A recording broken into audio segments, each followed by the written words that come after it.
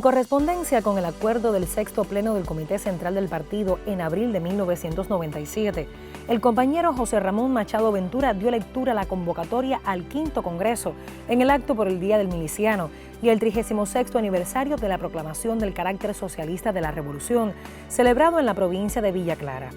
En ella precisaba que iniciaría sus sesiones el 8 de octubre de 1997, en el 30º aniversario de la caída en combate del guerrillero heroico, y culminaría el 10 de octubre, día en que nació la patria, al repicar la campana de la de Majagua, convocando a la guerra por la independencia nacional.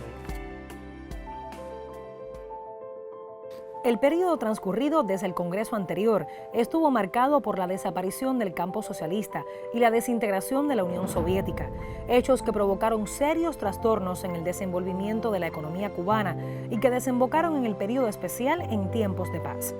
A ello se unió la política de la administración norteamericana para recrudecer el bloqueo económico, financiero y comercial y tratar de destruir la revolución.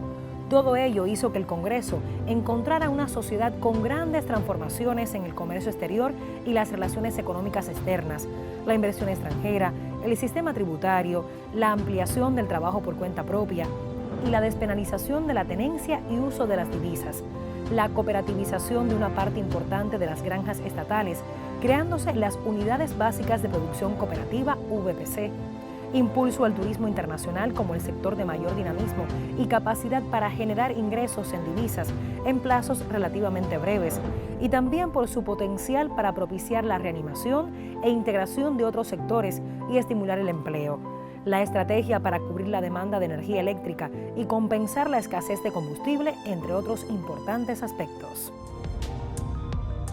El Congreso fue iniciado el 8 de octubre en el Palacio de Convenciones con el lema central: "Este pueblo, este partido, jamás entregarán su unidad", con la participación de 1.482 delegados de los 1.500 propuestos, junto a 250 invitados en representación de cerca de 800.000 militantes del partido.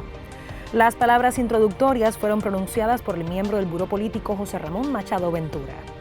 Correspondió al segundo secretario del partido, Raúl Castro, la introducción al análisis de la resolución sobre el documento El Partido de la Unidad, la Democracia y los Derechos Humanos que Defendemos, discutido por más de 6,5 millones de cubanos mayores de 14 años previo al Congreso. Al Congreso no se presentó un informe central escrito, tal y como ocurrió en el anterior Congreso. El propio Fidel lo explica. Esta vez, después de leer un sinnúmero de documentos, y algunos de ellos más de una vez, ver y volver a analizar todo lo relacionado con estos años que hemos vivido y las tareas que tenemos por delante, y pensando que teníamos un excelente documento de carácter histórico y político, que fue discutido por millones de personas, y también un proyecto de resolución discutido ya por todos los delegados, proyecto de resolución económica, que van a ser objeto de análisis también aquí en el Congreso y punto de partida de los debates. Decidí hacer lo mismo y ahorrar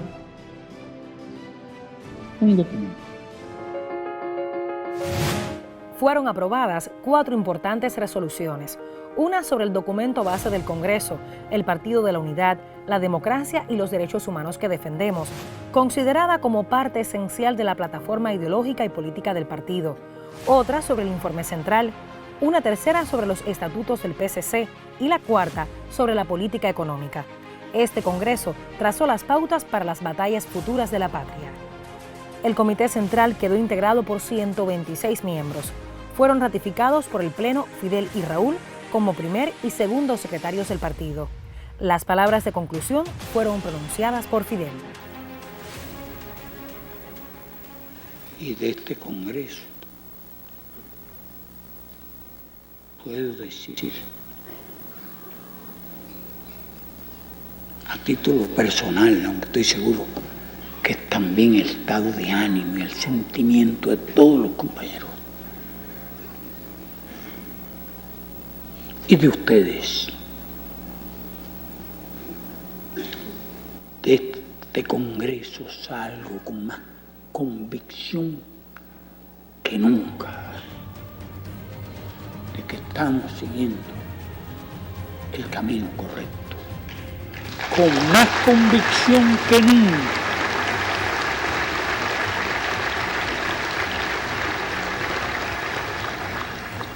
de que nuestro pueblo preservará las cosas que más ama, los intereses que le son más sagrados, de que nuestro pueblo conquistará un lugar importante en la historia.